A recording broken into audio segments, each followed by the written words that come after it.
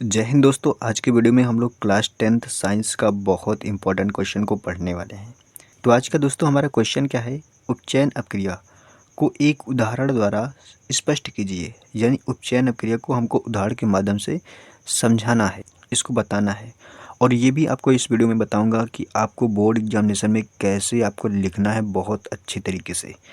तो ये क्वेश्चन दोस्तों NCERT क्वेश्चन है। 2020 और 22 के पेपर में ये क्वेश्चन पूछा जा चुका है, इसलिए ये क्वेश्चन इंपॉर्टेंट क्वेश्चन तो बन ही जाता है। तो आइए इसका आंसर आपको कैसे लिखना है, वह क्या लिखना है, बहुत अच्छे तरीके से मैं आपको समझाकर बताने वाला हूँ। तो आइए समझ लेते हैं। सबसे पहले उपचयन अपक्रिया कहते किसे हैं। तो उपचयन अपक्रिया किसे कहते हैं? अपक्रिया किस समय जब किसी पदार्थ में ऑक्सीजन का योग होता है।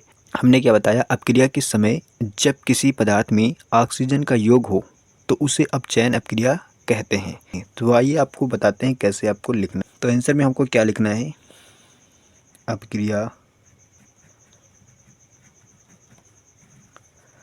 अपक्रिया के समय, यानी कि जिस समय हम लोग अपक्रिया करते हैं उस समय, अपक्रिया के समय जब किसी पदार्थ, यानी दुनिया का कोई भी पदार्थ हो सकता है, जब किसी पदार्थ में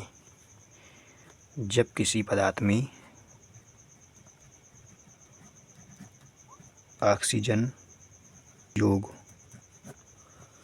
हो, ऑक्सीजन का योग हो तो उसे उपचयन,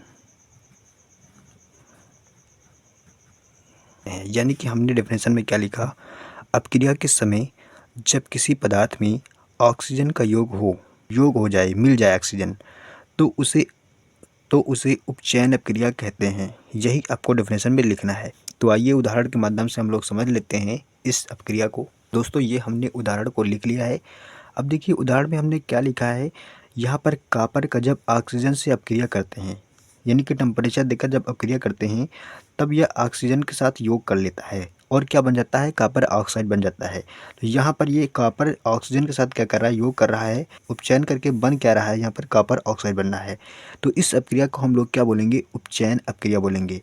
यहाँ पर कॉपर एक पदार्थ है जो कि ऑक्सीजन के साथ क्या कर रहा है, योग कर रहा है। ऑक्सीजन के साथ क्या कर रहा है, योग कर रहा है और योग करके कॉपर ऑक्साइड को बना रहा है। तो इस अपक्रिया को हम लोग क्या बोलेंगे, उपचयन अपक्रिया बोलेंगे। आई होप आपको उपचयन अपक्रिया समझ में आ चुकी होगी।